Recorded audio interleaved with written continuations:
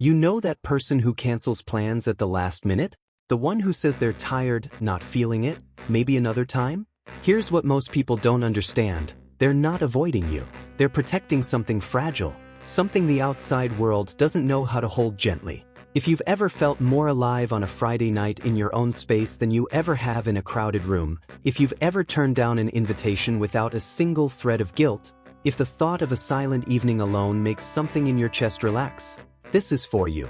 Because what society calls antisocial, what your friends might call boring, psychology calls something entirely different. Let's start with the most misunderstood part. When extroverts spend time around people, something in them lights up.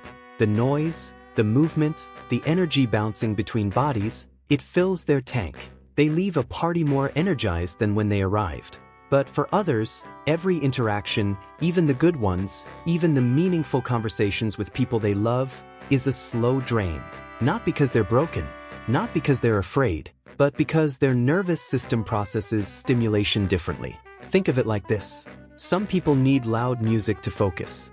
Others need silence. It's not a moral difference. It's a wiring difference.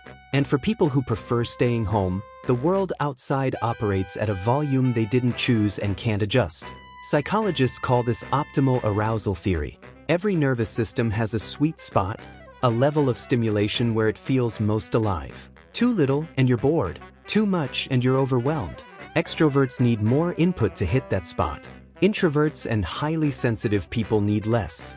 And what looks like withdrawal to the outside world is actually just someone trying to stay in their zone, where thought is clear and the body is calm.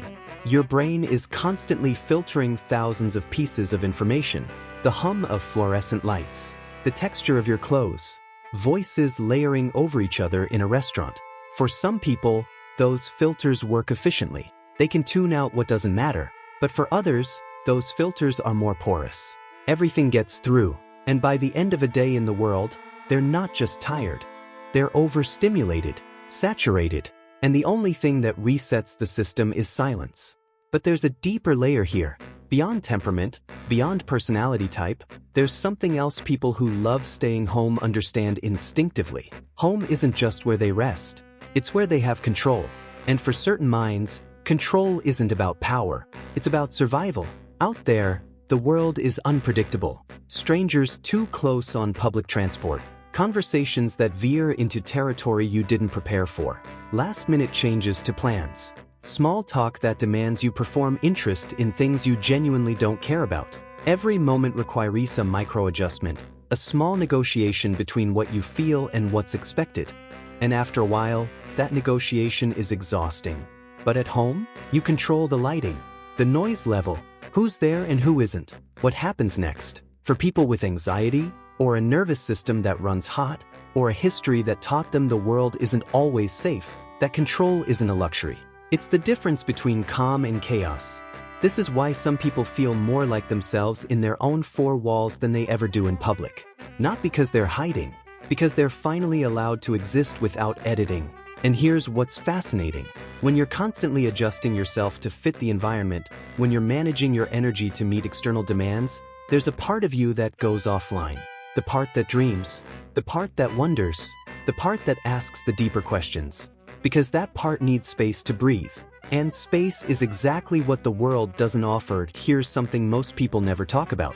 The people who genuinely love solitude, theons who aren't running from something but running towards something, they tend to have incredibly rich inner worlds. Studies show that people who prefer being alone are often more creative, more introspective, better at solving complex problems.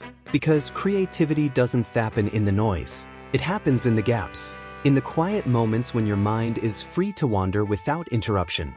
The best ideas don't come from crowded bars. They come from long showers, late-night thoughts, the third hour of being alone with nothing but your own brain. Staying home isn't doing nothing.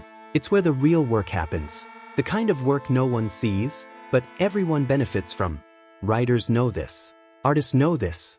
Anyone who's ever created something meaningful knows that the work doesn't happen in the public performance of productivity. It happens in the private hours. The ones where you're alone with your thoughts long enough for something true to surface. And if you're someone who craves that time, who feels most alive when you're free to think without interruption, then solitude isn't loneliness. It's necessity. And let's talk about the culture for a second. We live in a time that romanticizes being out there. The Instagram stories, the party pictures, the endless messaging that if you're not living loud, you're not living at all. There's this unspoken pressure that a good life is a visible life. That meaning is found in how many people you know, how many places you've been, how full your calendar is. But what if that's not true for everyone? What if your best life is a documentary you've been meaning to watch? A book that's been sitting on your nightstand, soup made exactly how you like it, and absolutely zero obligations. That's not sad. That's self-awareness. That's knowing what fills you up instead of pretending someone else's definition of joy should work for you too. There's this quiet rebellion in staying home when the world tells you that you should be out there collecting experiences like trophies. Because the truth is, not all experiences are created equal. And sometimes the most meaningful moment of your week isn't the one you documented. It's the one where you finally felt like yourself. Now, there's a line here we need to draw carefully. Because not everyone who stays home is staying home from a place of peace. Some people stay home because leaving feels too heavy, because the world outside has hurt them in ways they haven't processed, because depression whispers that nothing out there is worth the effort, because anxiety has convinced them that staying small keeps them safe, and for those people, home isn't a sanctuary. It's a cage they've decorated to look like a choice that is, it matters why you're staying home. Are you there because it genuinely restores you, because solitude feels like oxygen? Or are you there because the thought of leaving makes your chest tight, because past experiences taught you that people aren't safe, because some part of you believes you don't belong out there? One is peace, the other is hiding, and only you know which one is true. Here's how you can tell the difference.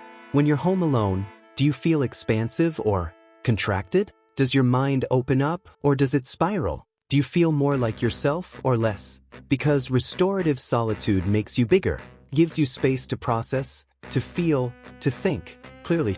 But avoidance makes you smaller. It keeps you safe, yes, but it also keeps you stuck. And if you're realizing that maybe you've been hiding, that's okay. That's not a moral failure. That's just information. Information that tells you there's something underneath the preference, something that might need attention, care, maybe even help. Because healing doesn't happen in isolation, but rest does. And knowing which one you need is everything. But for the people who truly, deeply love staying home, who feel no pull toward the noise, find their joy in small, quiet rituals, they're not missing out. They're living differently, and that difference is worth honoring.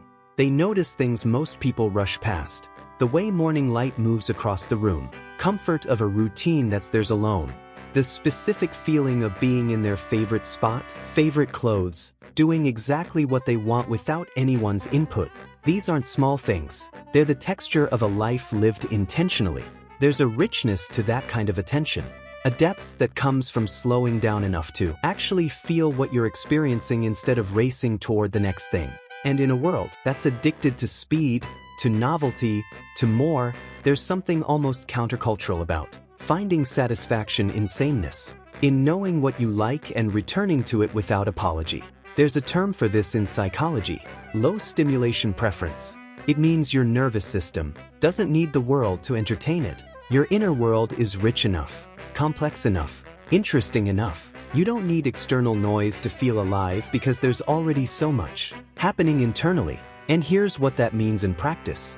While other people are chasing experiences to fill some void you're already full. While they're performing for an audience, you're content being your own company. While they're exhausted from trying to keep up with a life that doesn't fit, you've built one that does. This isn't superiority. It's just a different way of being human. And the world needs both kinds. The people who go out and connect the dots between people, and the people who stay in and connect the dots between ideas. The people who thrive in the chaos, and the people who make sense of it afterward. There's no hierarchy here, just difference. So, if you're someone who turns down invitations without guilt, who feels genuinely happy on a Saturday with no plans, who would rather rewatch your comfort show than make new memories, you're not broken. You're not missing some crucial piece of the human experience. You're just wired for depth over noise, for meaning over volume, for peace over performance. And in a world that's louder than it's ever been, that might be the most radical thing you can do. To choose stillness. To choose yourself. To build a life so aligned with who you actually are that you don't need to escape it on the weekends. Because here's the thing nobody tells you. The people who seem to have it all together, who are always busy, always social, always on, a lot of them are running, not towards something, but from something, away from the discomfort of being alone with themselves, away from the questions they don't want to answer, away from the silence that might reveal something they're not ready to face. But you, if you can sit in that silence and feel at home, that's not weakness, that's strength. That's the kind of self-knowledge most people spend their whole lives avoiding. So here's the question, and sit with it for a second. When you're home alone, do you feel like you're missing something? Or do you feel like you've finally found it? Because the answer to that question tells you everything you need to know about whether you're running from the world or running toward yourself. If this resonated, I'd love to know. Are you someone who genuinely loves staying home, or do you think we're all just making excuses for something we haven't figured out yet? And if you want to understand more about the psychology most people never hear about themselves, the next video is going to take this even deeper. You'll see why some people feel more at home in their own mind than they ever do in the world.